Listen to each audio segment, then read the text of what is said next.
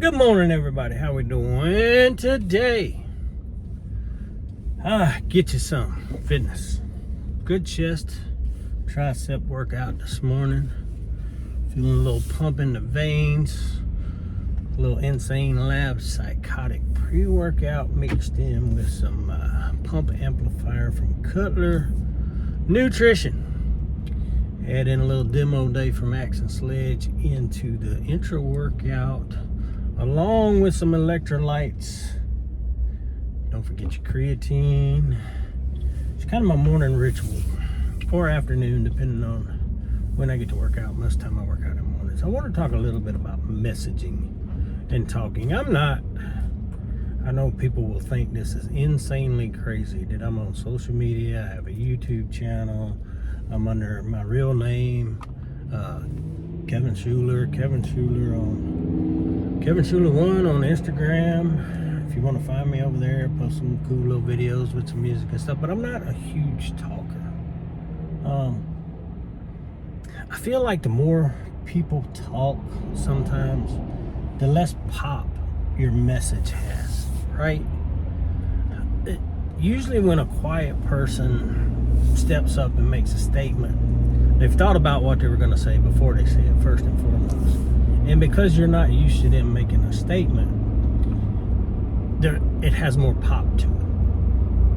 When people, like, this is why I guess like college professors and shit, or people that just talk for a living, it doesn't have the pop to it to me. But like, I used to listen to these motivational things on YouTube, and you had all these people that were trying to motivate you. If you're not internally motivated by the things that you want in your life, listening to someone else to motivate you is kind of hard to do, especially when they start going into their own life. When they start relating things to what goes on in their life, sometimes it doesn't mean anything to you because it's not what's going on in your life.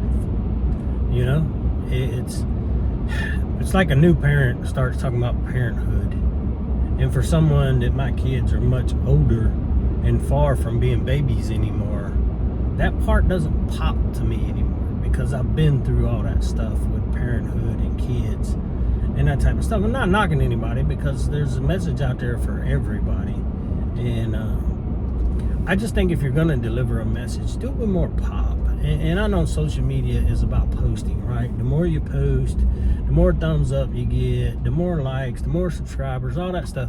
It's an algorithm thing, and everybody's in the algorithm. Even though they'll tell you they're not in this for the money, that's exactly what it is. It's for the money. You get paid for the more subscribers you get.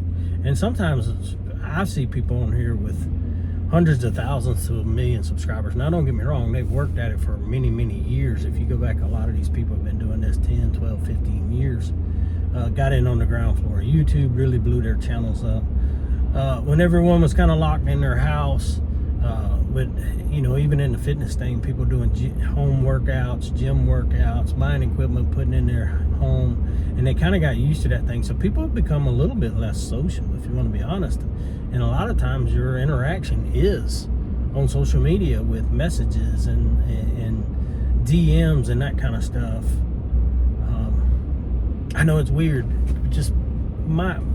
I go through phases where I feel like talking and I want to talk, and I try to get messages out to people, but I also try to leave things on an open platform where people can put their opinion in. You know, some people may disagree with what I'm saying right now, and others might. And it's just like, I'll click on something. If somebody goes into something that doesn't really relate to me, then I just move on to the next thing. And people think it's about an attention span. It's not really about an attention span. Like, people's attention spans are shorter. That may be true. I think it's more of a patience thing. I think people don't have patience anymore. If they kind of don't like how it starts, you know, they give you all these rules on YouTube. Don't say good morning. Don't say how we doing today. Just get straight to your message. And that's, you know, that's kind of hard for me being from the South, because I'm always a thank you, a please, a yes sir, yes ma'am. Call people Mr. and Mrs. Probably that I really don't even need to, because we're the same age, or right in the same age realm. But it's just a respect thing that I learned growing up. And sometimes it's hard to deliver a message to people in just words, right?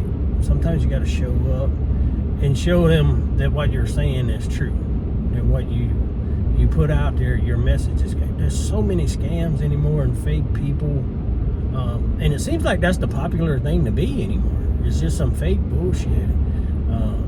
Especially in the fitness industry, there's so much fake scam stuff out there. All these supplements, the people that are pushing these supplements.